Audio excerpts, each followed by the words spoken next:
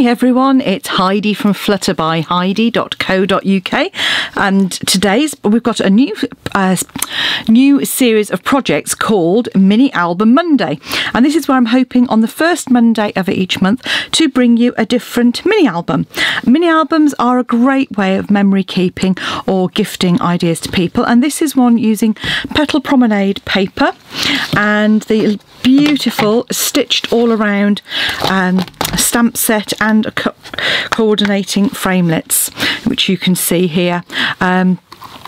Some beautiful shapes, and what you've also got, you've got some lovely accents. I haven't used all of these because really what I want to focus on these is not the decoration but actually the basic construction, so you can then go away and personalise it and make it your own. So I'm going to show you how to create this mini album. It's a 3-fold mini album from 12 by 12 cardstock, and you can see it opens up and you have got spaces for photographs. You can put some journaling in here, small photographs. There's some accents down in this section. I've literally just popped a stitched one of the framelits offcuts I happen to have on my desk in here.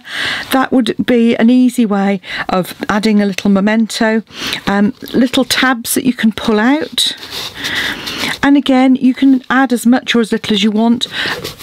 So I've just done some very basic simple stamping and I've kept the paper as it is. The channels on this, I'm going to be working in inches today. I will put millimetres and centimetres onto my blog. The channel is slightly narrower on this one, so that folds in nice and snug, but it means that there is a bigger gap on this one, so you have got space to get your photographs in. I've used the beautiful Petal Promenade paper, which is absolutely stunning. Photographic images of lovely beautiful roses and other flowers, and I've sort of literally followed the colour schemes of the card. So in this one I've used the petal pink colour, which is almost a kind of hints of orange. It goes with Grapefruit Grove and the Sahara sand. You could add magnets if you wanted to hold those down. I don't think it's necessary because by the time you folded it up it really does, you know, fit together nicely. The only thing I would say is if someone's going to keep it in a handbag, pop it in a plastic pocket for them, just so that it doesn't get damaged. It would be a real shame. So let's get on with the project, shall we? You're going to need a piece of 12 by 12 paper, and this one is using standard double-sided DSP, and I've just gone for one of the other pieces of paper from the designer series paper pack, and we're going to do some scoring. So you're going to start by scoring at, I'm going to zoom out a little bit now so you get to see the chaos that is my desk, and I'll just move that arm out as well. So to start off with, we're going to score at 3 7/8, then a narrow score at 4 1/8, just the other side of the 4, at 8 inches, and at 8 1/8. So that's where you've got the score line. What I should have said is whatever pattern you want on the outside, have that up when you're scoring. If you've got a direction to the pattern, make sure that you keep that in mind now, because you want obviously you need to think about how that's going to look. This one isn't directional, and I think that makes it much easier. Turn it just through 90 degrees so you can't probably see them, but those score lines are now running across the paper, and score at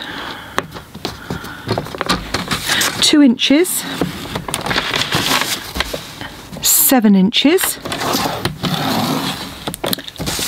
10 1/2 inches.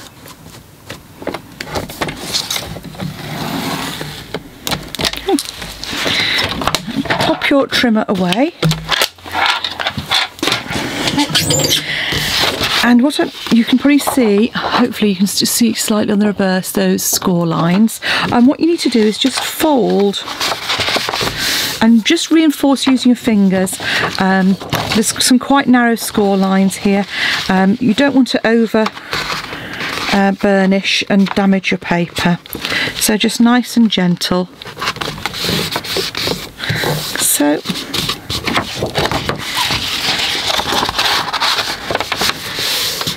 Now obviously if you wanted to, you could make this out of cardstock and decorate with paper as well. This is the little narrow one, so you can just see I'm just squeezing with my fingers there.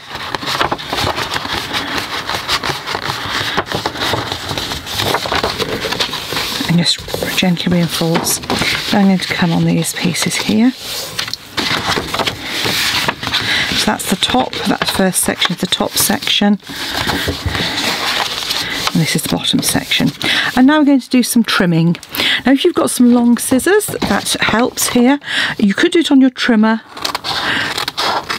but just be careful, because once you are burnishing and scoring rather, you are going to find that you'll have some, it just makes it snag slightly if you then put it on your trimmer. So you're coming down either side of those narrow score lines, fold those pieces out of the way and just come in and snip across, and then do the same on these bottom sections. So you're going to come up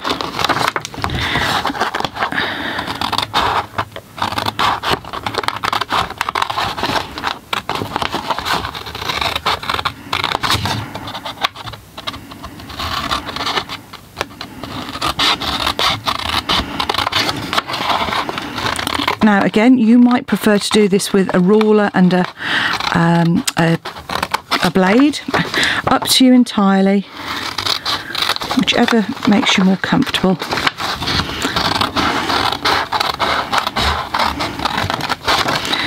So as you can see on the left hand side here, this section is very slightly wider. So again, just fold those up and come in, snip away, fold those up, come in and snip away.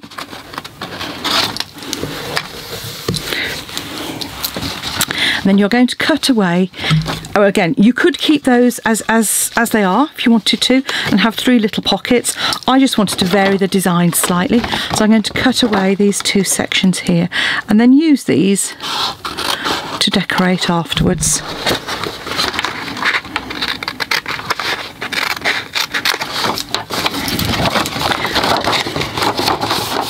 And again, just a tip, sometimes you will find it easier to actually cut on a less patterned side. It just makes it easier to see your score lines. And I'm making a complete hash of it. You see, I go quiet when I'm concentrating. Okay, so then you're left with this pattern here. So as you can see, 3 sections in the middle and your sections at the top and bottom. The next thing you want to do is just corner round all of those sections. Now whatever corner round you have, it doesn't matter, there are different sizes of corner rounder. This is an old Project Life one, so all I'm doing is just coming in, making sure it's nice and square before I round. The just thing to remember is make sure if you're corner rounding, you use the same one on your on all of your layers so that they match. I have been known to sort of put one down and pick up another corner rounder and find that, you know, I've got one that's a 1/2 inch corner rounder and one that's an inch one. Don't corner round your centre section, I'll show you, but do these outer ones. Okay. So next thing is gluing these. I use wet glue for these, just with a fine tip glue. You want something that is strong and is going to give you a good bond, and the wet glue does that, like so. And then onto the panels. So while that's drying, I've pre-cut my panels, and I've done these in Blushing Bride and Sahara Sand. So you can see here I've got 3 panels to go in the middle there. Now again, if you're going to do some stamping, stamp beforehand. You could also, if you wanted to, which I'm going to do on the side here actually,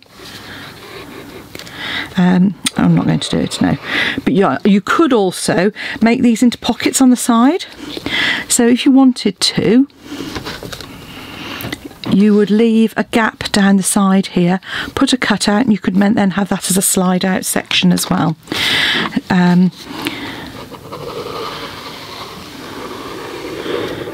Perhaps if I show you what I mean on this other one that I haven't added glue to. So all I've done is just put some of our glue into you can use Tombow if you prefer. So if I illustrate on this one, I'm going to take my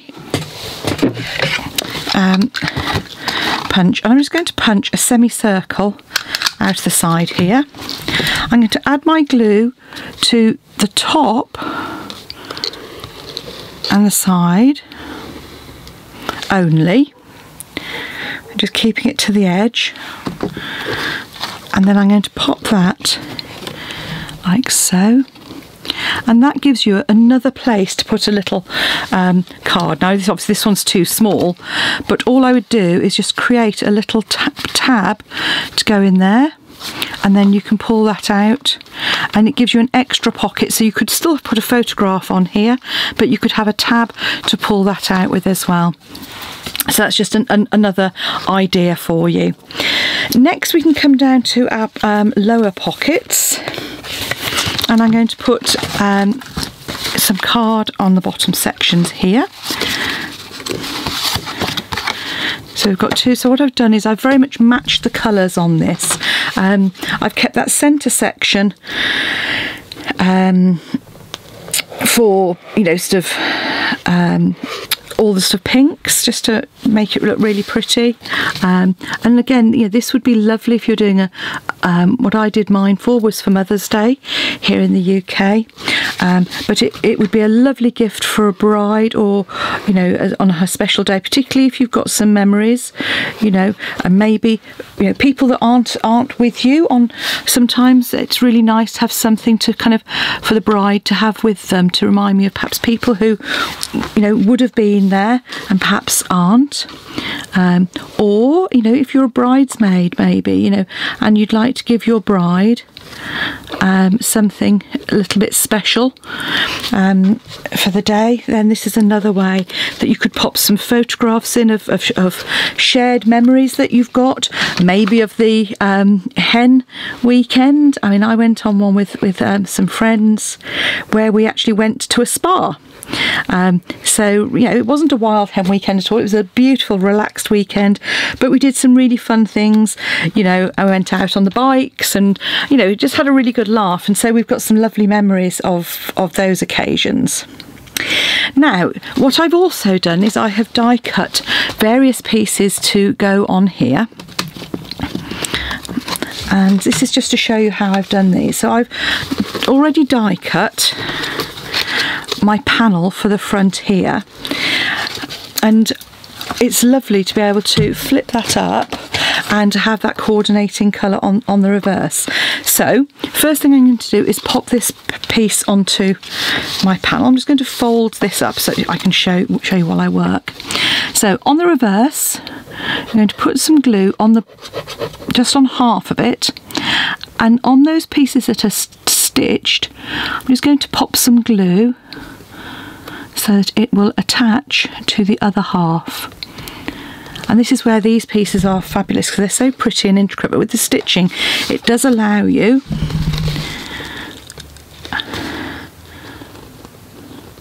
to easily attach some glue. Okay, and then I'm going to do this on this one. I'm actually on the reverse one, I'm going to put glue all over that, because you're obviously going to adhere it, and I'm just going to pop some glue. Right, I'm going to move that out of the way. Right, I'm going to pop glue all on these pieces, so where they're not cut, like so, because you want to make sure those corners are together and aren't going to pull apart. So you just dot them all over. I've just noticed, whilst I've been pretty good, I've just noticed one of my little apertures has not come out, so I'm just going to poke that out, and the same on this one. So if I bring this back in, and then you're just going to line that up with the other one, and just give that just a gentle press. And if you noticed any other pieces, poke those out while you're there. So that gives a really pretty shape here. Then I'm going to do my die pieces here, and what I've actually used is a 1.5 inch punch, and I'm just going to punch a couple of circles from some scrap card.